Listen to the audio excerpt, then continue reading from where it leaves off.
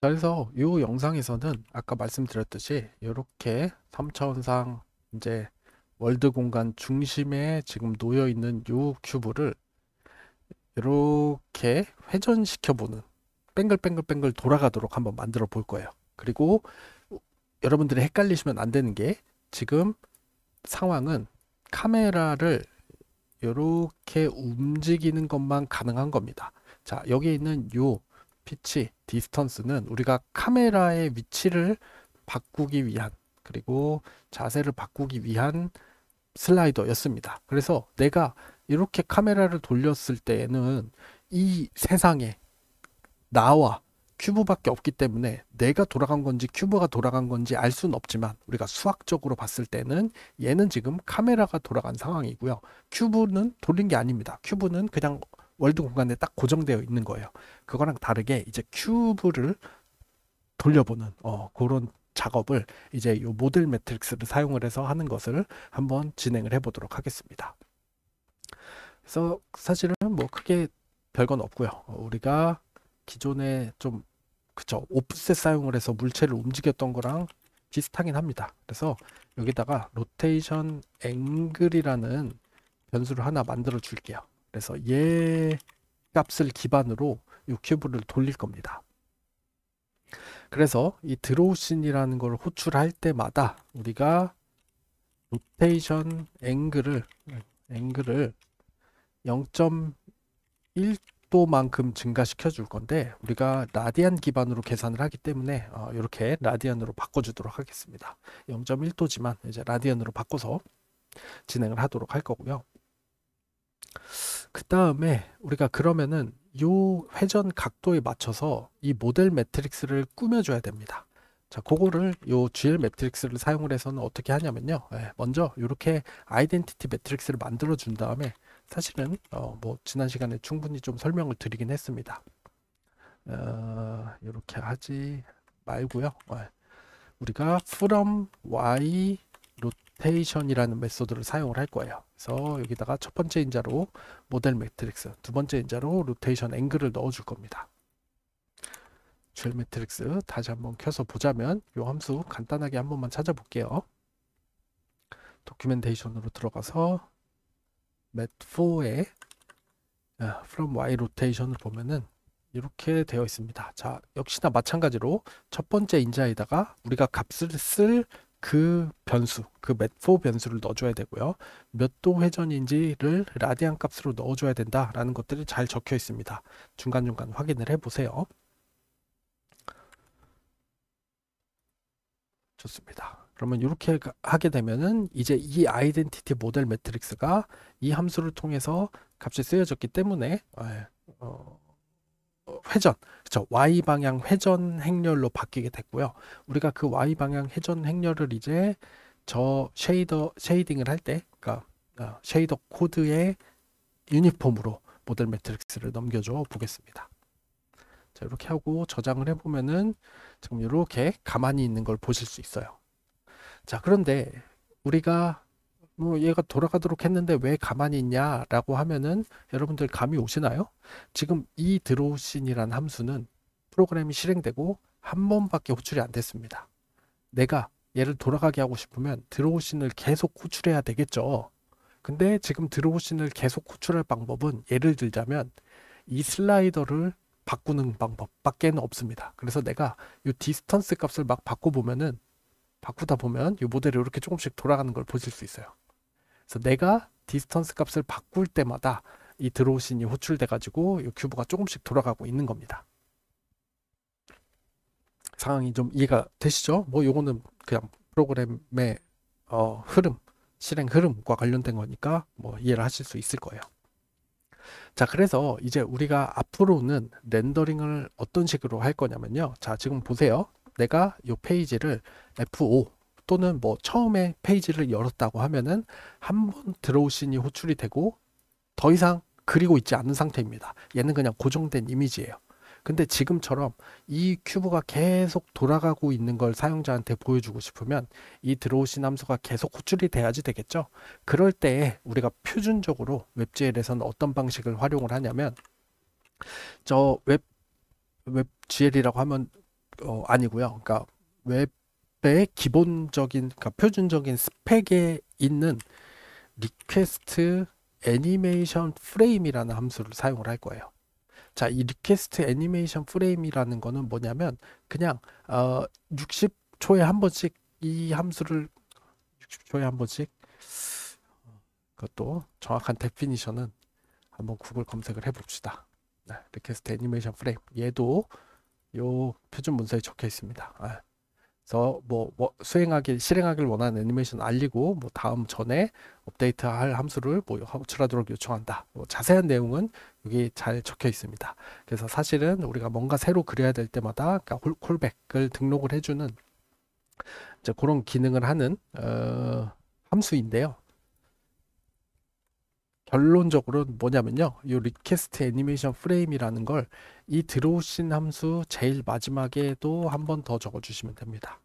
그래서 얘도 우리가 앞으로 수정을 안 할 거예요. 안 할 거라서 그냥 깊은 설명은 하지 않고 우리가 이렇게 하게 되면은 이제 내가 별도로 들어온 함수를 계속 호출하지 않아도 얘가 지속적으로 이 들어오신 함수를 호출을 한다고 생각하시면 됩니다.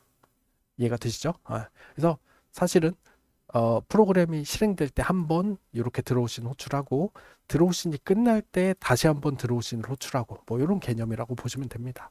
그래서 이렇게 되면 요 들어오신은 그쵸 아마도 필요가 없어질 거예요. 이렇게 하게 되면 알아서 계속 들어오신이 호출이 돼서 이렇게 우리가 자연스러운 애니메이션을 볼 수 있습니다.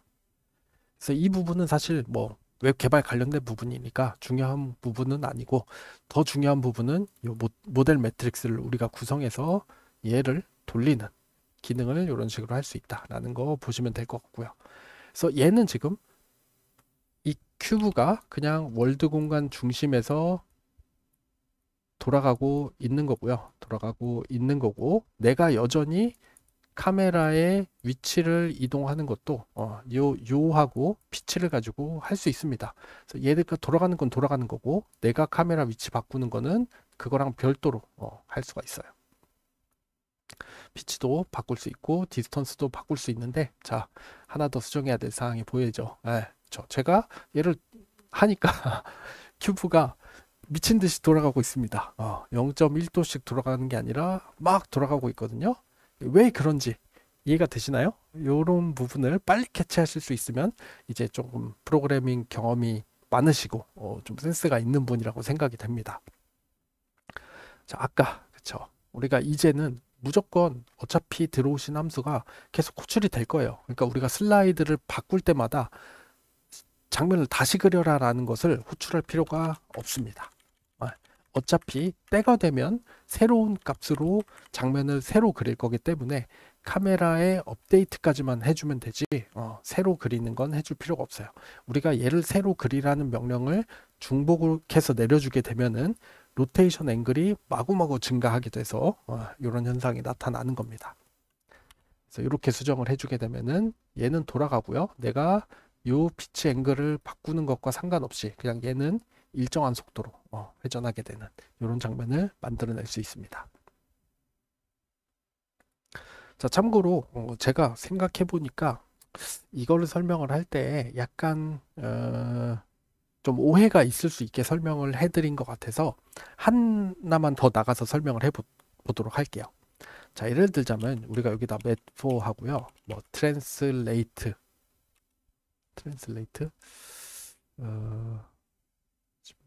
이건 저도 문서로 다시 한번 확인해 봐야겠습니다.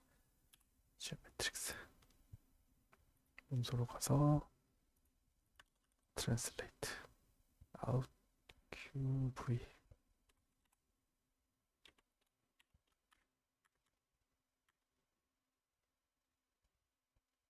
text to translate. 좋습니다. 잠시만요. 한 번만 확인을 해볼게요. 네, 그쵸. 자, 지금 네, 다시 돌아가서 보면은 이런 것들이 있습니다. 자, 이게 이제 여러분들이 뭐 과제나 기타 등등 관련해서 이 GL 매트릭스를 쓸 때 주의하셔야 되는 것들이 이런 건데요. 자, 이런 버전의 함수들이 있습니다. 자, out이 있고요. 그래서 얘는 뭐 리시빙 매트릭스, 그러니까 받는 함수고, 얘는 우리가 트랜슬레이트 할 행렬, 그리고 얘가 트랜슬레이트 얼만큼 트랜슬레이트 할지 벡터라는 식으로 설명이 되어 있습니다. 자, 그리고 여기 설명에 보면은 맷4를 주어진 벡터로 이동시킨다 라고 되어 있어요. 그래서 예를 들자면 지금 여기 예제 코드에서는 G 방향으로 마이너스 3만큼 회전을 시킨 거거든요. 이 결과를 한번 보겠습니다. 보면은 디스턴스가 너무 가까이 되어 있는데 이렇게 매트릭스가 돌아가는 걸 보실 수 있습니다. 좀 속도가 느리니까 약간만 늘려볼게요. 0.5도 정도로. 거리를 좀 늘려보면 얘가 지금 말하자면 여기 월드 공간의 Y축을 중심으로 이렇게 돌아가고 있습니다. 자, 뭘 설명드리려고 하는 거냐면요. 우리가 이 U 모델에다가 모델 매트릭스 하나만 결국에는 넘겨주고 있어요. 그쵸? 우리가 얘를 지금 회전하면서 트랜슬레이트도 하고 있는데 이 두 개의 매트릭스를 따로따로 U 모델에다 넘겨주는 게 아니고요. 얘를 트랜슬레이트하고 회전하는 매트릭스를 합성한 곱해서 만들어져 있는 단일 4x4 매트릭스를 넘겨주고 있는 겁니다. 자, 그러면은 우리가 행렬 곱 같은 거 지금 우리가 직접 안 했잖아요. 그쵸? 뭐 매트릭스 멀티플라이 이런 거 안 했죠. 무슨 얘기냐면 요런 트랜슬레이트 매트릭스를 보면요. 너가 입력한 모델 매트릭스를 요만큼 이동 변환 계산을 한 다음에 그게 합성된 요 RT 매트릭스를 반환해라 라는 식으로 함수가 꾸며져 있습니다.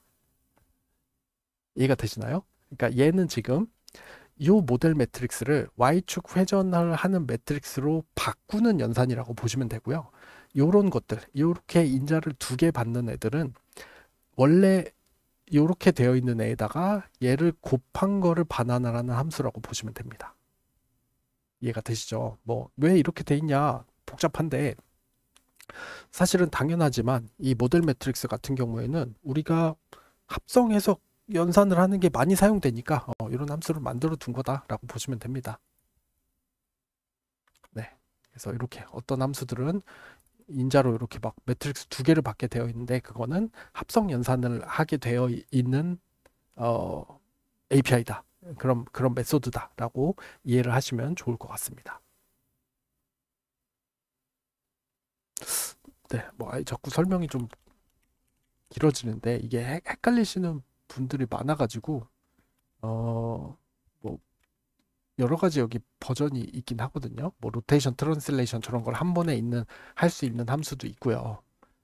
그럼 X 로테이션, G 로테이션, M 로테이션. 저도 이제 함수 이름을 다 외우고 있지 않아가지고 뭐 나중에 설명하겠습니다. 궁금하시면 문서를 한번 보십시오. 어쨌든 모델 매트릭스 이렇게 구현해봤고 애니메이션 우리가 어떻게 진행할 수 있는지 설명을 드렸습니다.